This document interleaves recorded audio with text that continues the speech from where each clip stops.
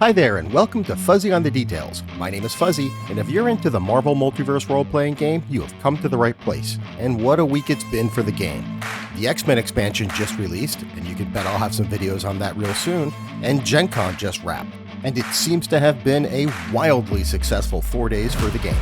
Today I'll be joined by channel regular Billy Mickle, as well as Edward Kopp and Raphael Taramona, aka Morgan Wolf if you're on the MMORPG Discord.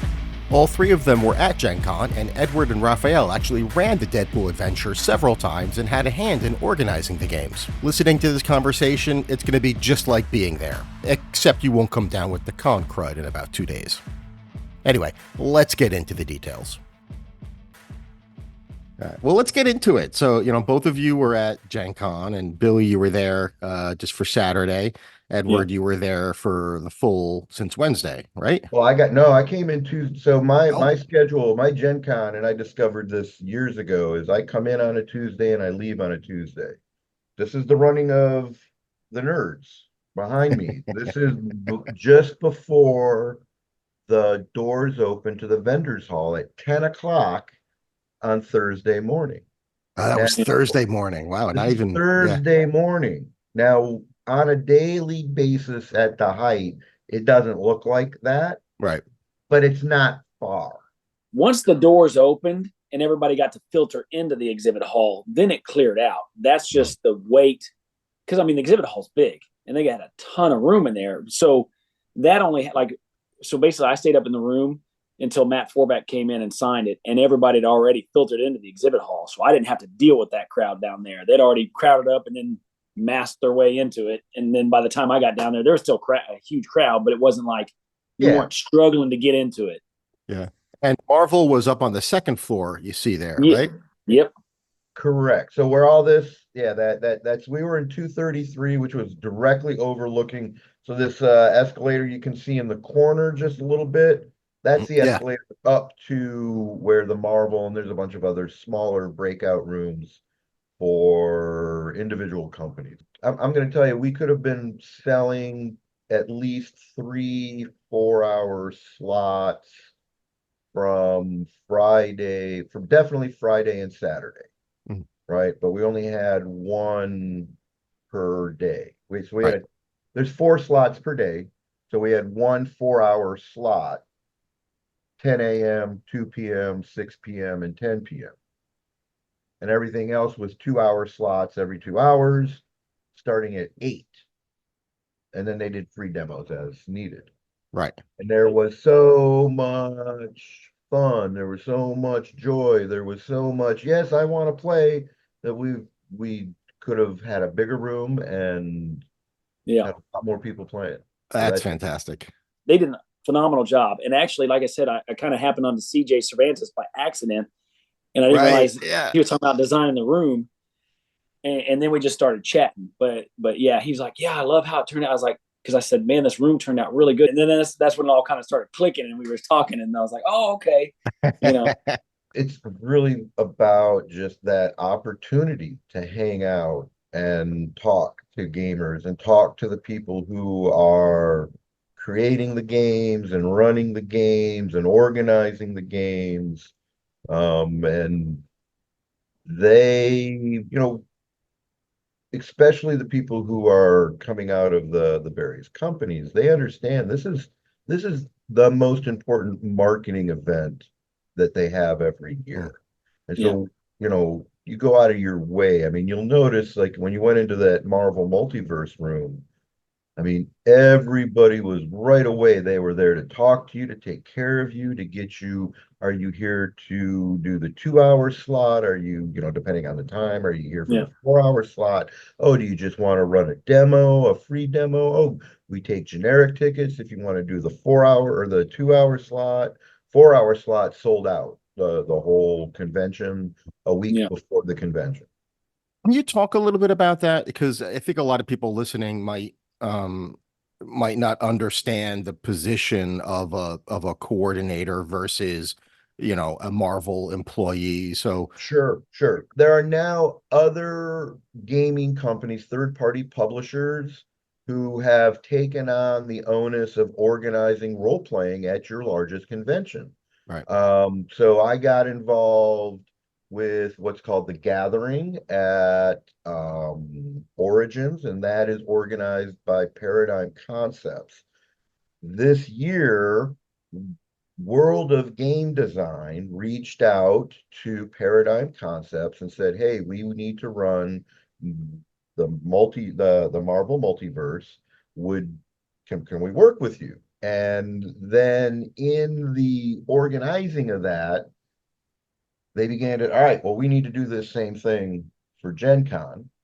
And there's slowly but surely an understanding among many third-party publishers, if we're going to survive, we need to come together almost like the old guild system and support each other and ensure that the events go off, because we can no longer count on Watsy Daddy and Hasbro Mommy to make things happen. I feel very confident from the way things went off in the execution of everything on the Marvel side in particular, that World of Game Designs will definitely be back at Gen Con. So what they do is they organize everybody like the old RPGA used to, and that's how you get your free badge and your free room. So I'm seeing this understanding of who makes this happen.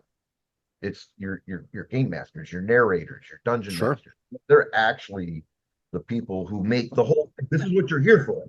Right. And Edward, you ran some games. Raphael, did you run any of the Deadpool sessions there? You did, right? Actually, I did in the very beginning, but Okay. I He's the master actually coordinator. thank you. Yes, I saw the organization there, and they're new to this convention circuit on it.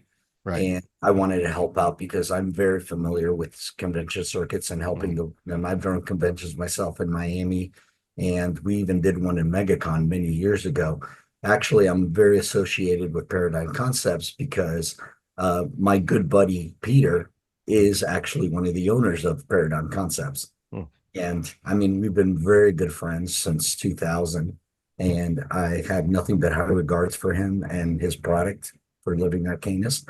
And we decided with the Marvel game, with such an impact that it's been having, that it's just fantastic to be involved in it. That's pretty much one of the things I can say. I mean, look, I was just going to ask you to stand up a little bit. And I tell you, as someone who was involved in the RPGA, going back to the first time I saw an advertisement for it in an old Dragon or Dungeon magazine back in the day, there's such potential for what you can do with just a little bit more organization. And maybe we'll get to that a little bit later in terms of what the future holds. But let's talk a little bit more about everything that was there. So Billy, you were mentioning earlier, you sent me some pics, but I was so impressed. What was it like for you, Billy, just walking into that area and seeing what you saw? Well, again, this is my first Gen Con. So, and being 50 years old and being a fan for as long as I have, it was a whole new experience for me anyway. And I got several friends that have gone. But when you walk up, first thing when I saw the stairs and the pic that I sent you, that I was like, that is so freaking cool. It basically drew you right up to, if you're a Marvel fan, right? The escalator and the stairs, you're like, holy crap, this was so cool. And then you walk up there, and then just the arch. And so it was very obvious that, hey, this is the room that I wanted to see, because it's what, and so there was no doubt about it. And then when you walk in and you see like a Cerebro type, there was a backdrop and it was lit up, and like just when you walk in, it's like, this is so cool. And all the panels and the tables set up. I want those for my basement, for my gaming area. Like, I need to have those little panels up. And just the preparation, honestly, whether it was, I don't know, like I said, I don't know how quickly they had to throw it together, but when I was talking to Amir and then looking at the character sheets and, flipping them onto the back, they already had the powers. The stuff was just so set up for ease. It was eye catching. It was like Marvel eye candy, know? So I was really impressed. So I liked it.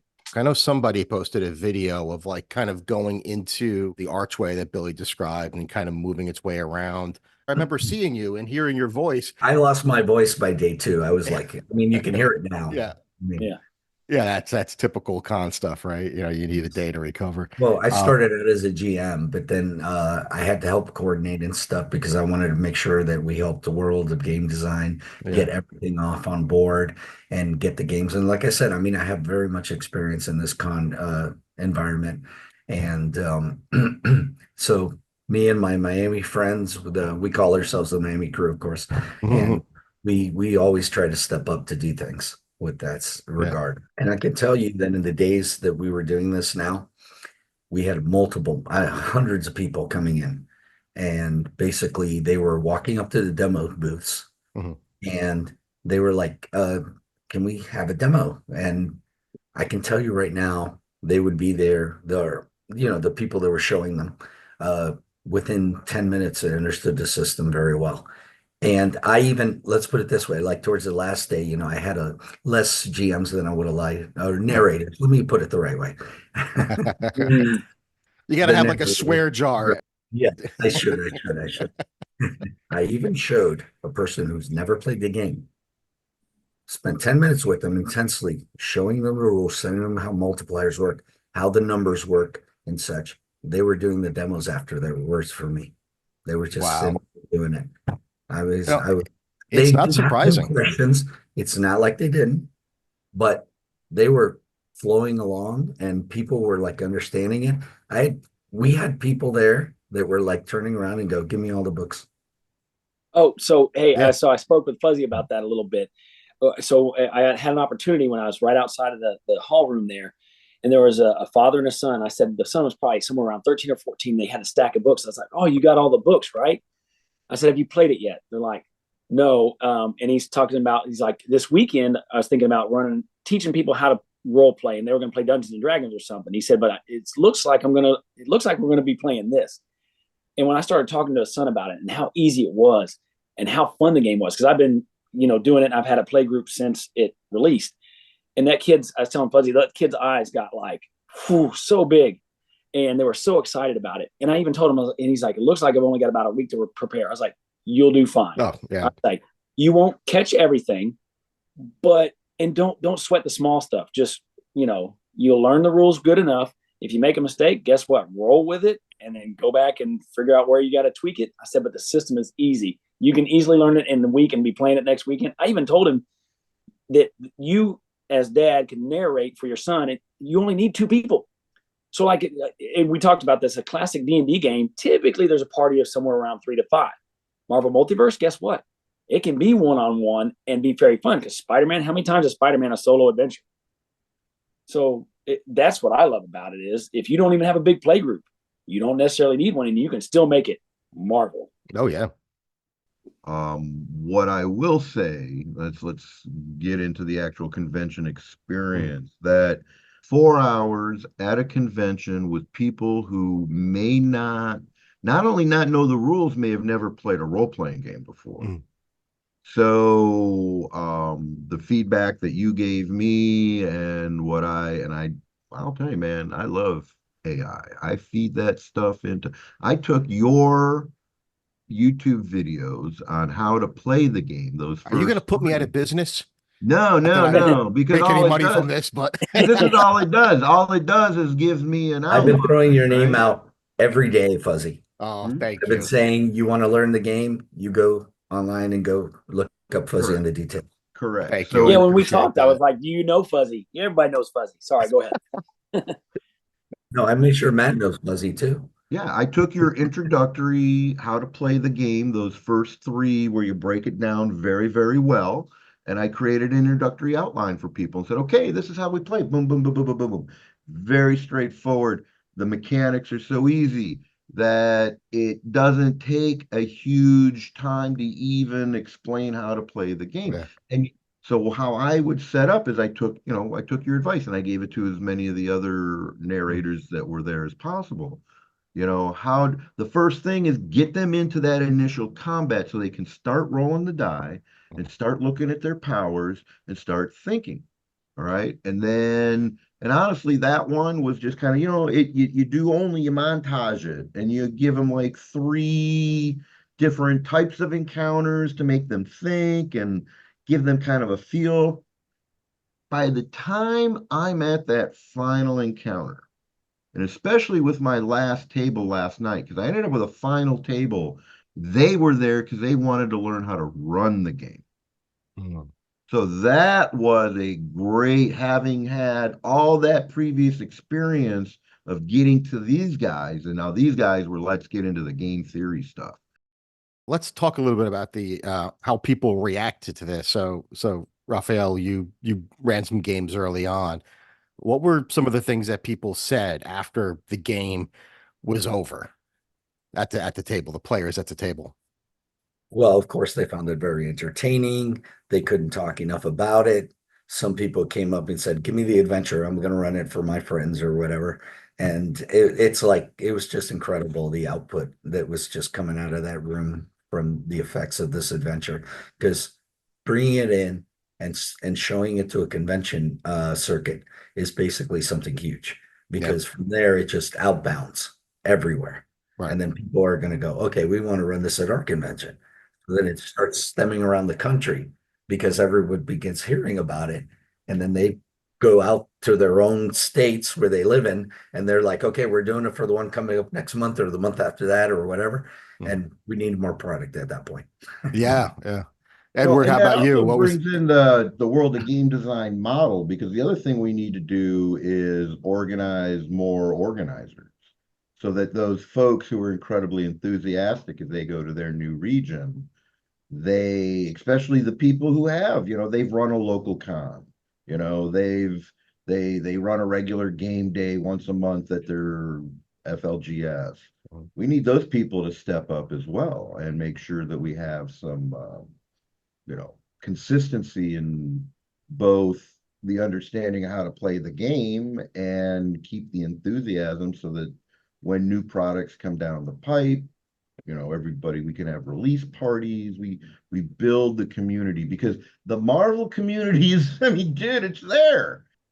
It's funny that Edward mentioned that about so one of my goals is to personally go back to, I got a local gamers guild. That's exactly what it's called, gamers guild, and then a comic shop. And they weren't overly oh yeah, I've heard about the game, but they weren't. I want to go and try and get about a once a month, one shot. Part of it is timing constraints with me, because I'm already doing once a month with my play group, but I really, really want to get out there because I'm enthusiastic about it and I love it. And I want to try and push it more and do that. But that's the key. How do you get more of those? But there was a buzz. Like I said, there was just a ton of people. Every table was filled every day. People walking in and out. I don't even work the convention, and I was helping people, and I was telling them stuff about the books. So I was like, hey, if a staffer was busy, I was like, hey, if you had a question, I can answer it for you. Bill showed up yesterday, and it was like he was on staff. He knew it was really awesome to see the enthusiasm, right? Because that's how you sell things. This is the easiest sell in the world. Yeah. This is Marvel, man. And I can tell you right now that one of the times that we were there, they were like, well, I think we need another podium or so because, people want to have a demos as shown. And I said, you could pick up a box outside, write Marvel on it, put it down. They're going to walk up to it. It doesn't matter. Yeah. And you know what? I've run, I want to say, so I've run at least 5 games. So, one shots specifically for people who have never played before. And, I've noticed when, there's a little bit of nervousness, like, oh, I've never read the rules. And I would deliberately tell them, don't worry about it. Don't feel like you go out and don't buy the book. Definitely don't buy the book. Play the game and you're going to love it. And then you buy the book. But you don't just come. And if you who are you playing? Wolverine? Okay. What does Wolverine do? He likes to slice and dice people. Great. That's all you have to do is explain to me what you want your character to do, and I will translate that into the rule. Every adventure that's out there, every one shot that's been published, the first battle is really, really easy. It's so easy to just get in there, play, learn, and then everybody I see picking it up as they go along. And by the end, they're saying, oh, is this a good time to use my karma? or is this a good time to use my reaction? It's such an easy game to just naturally pick up. Now, one thing I can say about that is this. So we had a mother come in with two of her kids. Hmm. They had never seen the game at all, and she wanted her boys to play. They had generics. One of them, only enough for one of them, and we were like, we're trying to seat the event ticket people. But then at that moment, she was like, okay, I'll see if I can go get more generics. So she turns around and starts walking out. A gentleman says, oh, my people canceled. I have two free open tickets. Immediately. No, no, no. Ma'am, come back, please. This is now given to your boys to give them a chance to come play the game. Please come sit down. She was like so appreciative. That's awesome. And I said, by the way, give this man a karma point right now, starting before the game starts. This man's a hero. Since we got time to prepare to run at the con for it, we were able to see who was going to be in there. So I think I pre-ordered my stuff right away, and I grabbed every fig I could find on it, and those I couldn't find, I did little images, color images on cardboard stock, and did the old 80s one with those, the one you were showing. I got a bunch of those Yes, too. yes. So But I yeah, was able to get most of the default characters Yeah. that were in there. So I was glad to be able to have the time to at least be able to order them. And then I got them within a few days, and I was ready Yeah. to go. But yes, at Terrafig, HeroClix, they had all those. Annabelle Riggs, others. Yeah. That's great. Yeah, so I just want to touch a little bit on some of the online programming, which is great because there's, more people that weren't able to get to Gen Con that could for various reasons, whether it's work or finances or family, health, whatever. So I thought it was great. I mean, it really felt like it was part of the event. And one, again, I'm a big Glass Cannon fan, for those who don't know. For over a year now, they've been involved. They've been doing several actual plays online. They're so fun.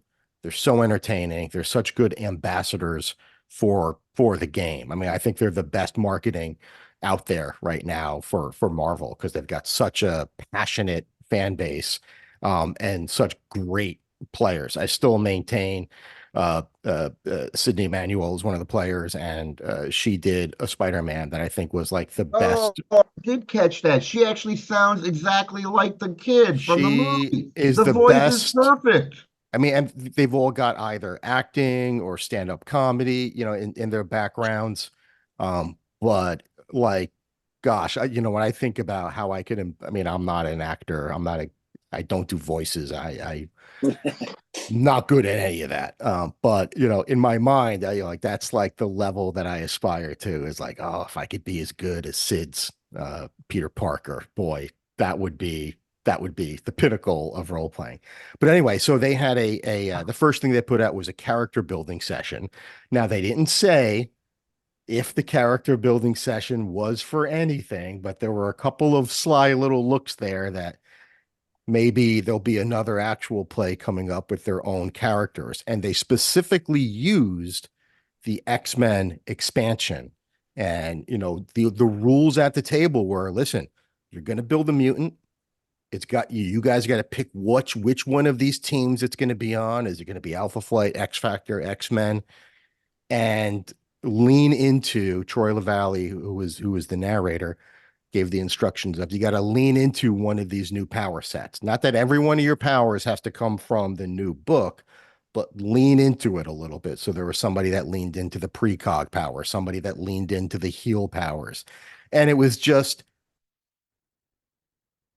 was so much fun. And this is like a testimony to the game. It is so much fun listening to people generate characters, because they're talking about the universe that you know and love. So they're drawing comparisons. Oh, well, this guy might be a little bit more like the Blob, or this one's a little bit like Destiny. So it's, it just, you don't feel lost when you're, it's like making those references are like the waypoints for you. Even if you've never heard anything about the game before, you can watch that video and learn a lot about the game just by listening to them. You can relate to the characters they're talking about. Yeah. The other video they did was an interview that came out at the time of recording this morning with CJ Cervantes and Matt Forbeck. And that was great. And that was done by Joe O'Brien. And that was great. One, because Joe brings a level of excitement to everything that he does. And you can tell the passion that he's got for this game just leads through. And of course, just hearing, Matt and CJ talk in a really relaxed kind of atmosphere with another geek, right? It's just three guys geeking out about this game and hearing the stories, and I think that's why that's why Glass Cannon is such a so much better advertisement for the game. Watching people have fun playing this game versus if I was to see an ad pop up, on YouTube or whatever, 15-second ad that I'm going to click through. It just doesn't have the kind of impact of like having true ambassadors for the game. All right, well, I think we're coming up on 2 hours of recording now. We'll try to pare this down a little bit, cut it in half or so, as I tend to do. But thank you guys so much for taking some time to chat. So much great information coming out of Gen Con. You guys all being so generous, sharing your experiences. Really helps a lot of us who weren't there feel like we were. So thank you all. Yeah. No problem. Thank you. Hey.